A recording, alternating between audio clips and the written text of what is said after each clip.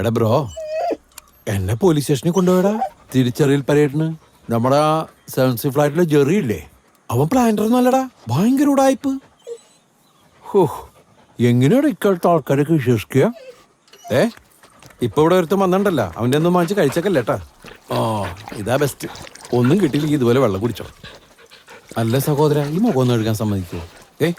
മതിടാ, നീ അങ്ങോട്ട് പോയേ. ഇനി ഇവിടെ താമസിക്കുന്നവൻ എന്തൊക്കെ ഏർപ്പാടുണ്ടെന്ന് ആർക്കറിയാം. ഈശ്വര.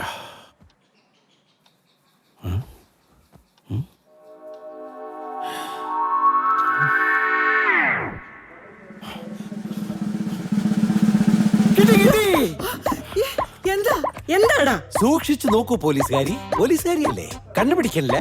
മുടി നിങ്ങളുടെ ഈ ചപ്പറിച്ച നരച്ച മുടിയൊന്നുമല്ല, ഒരു ചെറുപ്പക്കാരിയുടെ മുടിയാണിത്. കാശിനോടുള്ള ആർത്തി മാത്രം മനസ്സിൽ കൊണ്ടു നടക്കണം. നിങ്ങൾ അറിയാതെ കാമാർത്തനായ അവൻ അവിടെ ഒരു പെണ്ണിനെ കൊണ്ടുവന്നു. ഇനി ഒരു നിമിഷം അവനോട് ജീവിക്കാൻ പാടില്ല. ഇത്രയും വൃത്തികെട്ടവന്റെ കൂടെ ഞാനിവിടെ ജീവിക്കുന്ന പ്രശ്നമല്ല. വേണ്ട, നീ പൊയ്ക്കോ.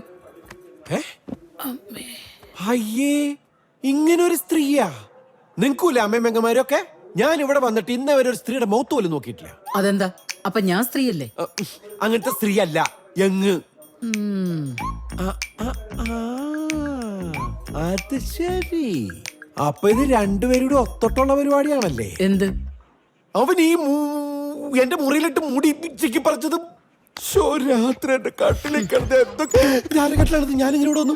ഓഹോ, ഈ ഡോറൊന്ന് ലോക്ക് ചെയ്തിട്ടൂടെ? നിനക്കിപ്പോ എന്താ വേണ്ടേ? മുടി അല്ല, സമാധാനം വേണം. അവനിവിടുന്ന് ഇന്ന് തന്നെ ഇറക്കി വിടണം. പറ്റത്തില്ല. എന്താ പറ്റാത്തെ? പെണ്ണുങ്ങളാവുമ്പോ മുടി കാണും, അത് പൊഴിയും. പൊഴിഞ്ഞോട്ടെ, പക്ഷെ അത് എന്റെ മുറിയിൽ വന്ന് എന്റെ കട്ടിലിൽ പൊഴിക്കണ്ട.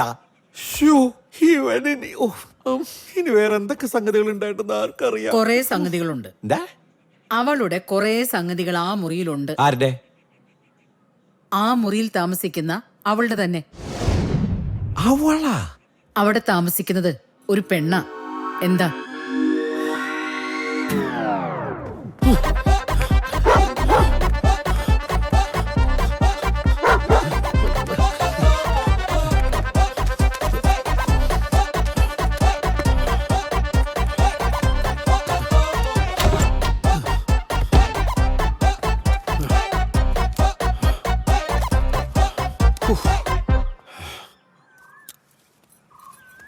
എന്നാലും എന്ത് ചതിയ ചേർത്ത് എന്നോട് ചെയ്തത്?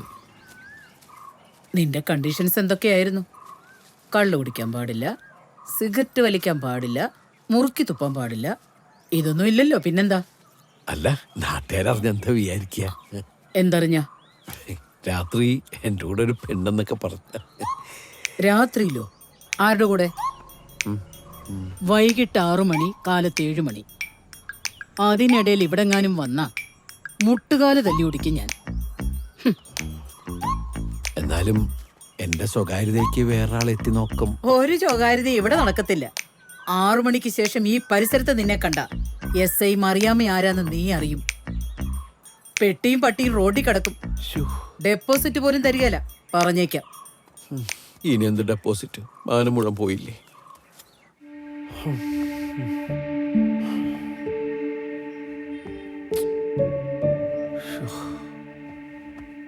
നിങ്ങളൊരു പുരുഷനാണെന്ന ധാരണയിലാണ് ഞാൻ അത്രയും പരുഷമായി പെരുമാറിയത്.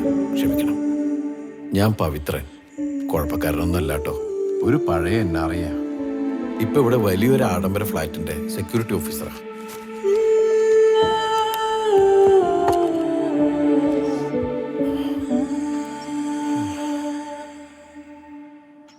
എന്നാലും നിനക്കൊരു ക്ലൂ.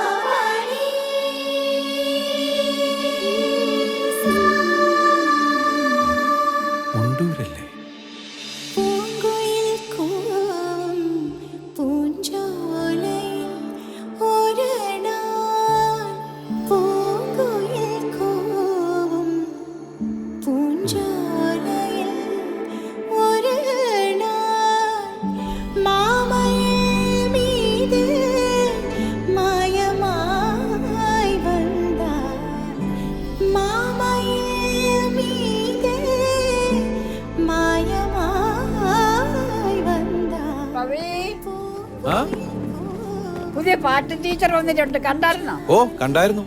സുന്ദരിയാ. സുന്ദരിയാ? സുന്ദരിയാ?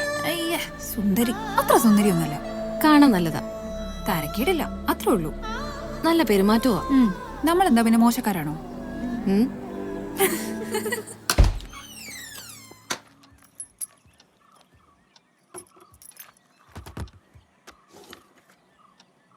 സെക്യൂരിറ്റി ഓഫീസർക്ക് എന്താ ഈ വീട്ടിലെ കാര്യം? ആ വലിയ ആഡംബര ഫ്ലാറ്റിൽ തന്നെ അങ്ങ് താമസിച്ചാ പോരെ? അവിടെ പെറ്റ്സ് അലൗഡ് അല്ല. 5-6 വർഷമായിട്ട് എനിക്ക് ആകെയുള്ളൊരു കൂട്ടാ. ഇവൻ ബുദ്ധിമുട്ടിക്കുന്നില്ലല്ലോ അല്ലേ? ബ്രോ എന്നാണ് അവന്റെ പേര്. തൽക്കാലം ബുദ്ധിമുട്ടൊന്നുമില്ല. ഇഷ്ടായി. നല്ല സ്ഥലം, നല്ല മുറി, ബ്രോയും നല്ലതാണ്. ഞങ്ങളിപ്പോ നല്ല കൂട്ടായി.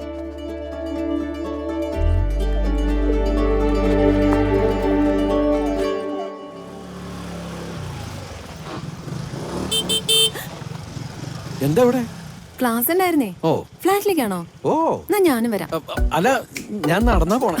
സ്കൂട്ടറിലോ? വിട്ടോ.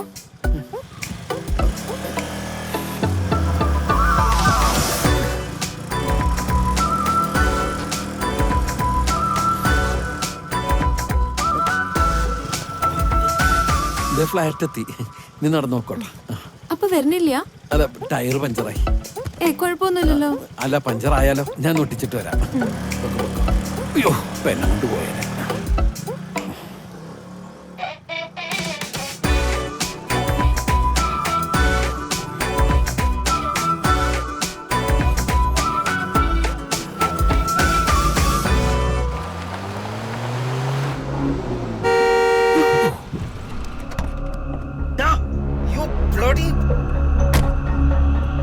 നീ എനിക്കെതിരെ സാക്ഷി പറയുന്നോടാ?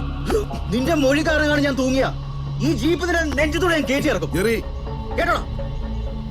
കണ്ട കാര്യം പറയാതിരിക്കാൻ പറ്റത്തില്ല സാറേ, അതിന്റെ ഡ്യൂട്ടിയാ. എന്ത് ഡ്യൂട്ടി? What freaking duty? ആ ഗേറ്റിന് കാവലിക്കുന്നല്ലേ നിന്റെ ഡ്യൂട്ടി? അതിന് വന്നവരെ അത് മാത്രം ചെയ്താൽ മതി. അല്ലാതെ കാശുള്ളവരുടെ കൈ കയറി കുത്തേണ്ട ആവശ്യമില്ല. മനസ്സിലായോടാ? അല്ലെങ്കിലും കാശുള്ളവന്മാരെ കാണുമ്പോഴേ ഇവനൊക്കെ ഒരു ക്രിമികടിയുള്ളതാ. പിന്നെ നിന്റെ ഈ ഡബിൾ ഡ്യൂട്ടി ഉണ്ടല്ലോ, അത് നീ ഇന്നത്തോടെ അങ്ങ് നിർത്തിയേക്ക്. കാശിന് അത്ര ആവശ്യമുണ്ടെങ്കിൽ വേറെ പണിക്കും പോടാ.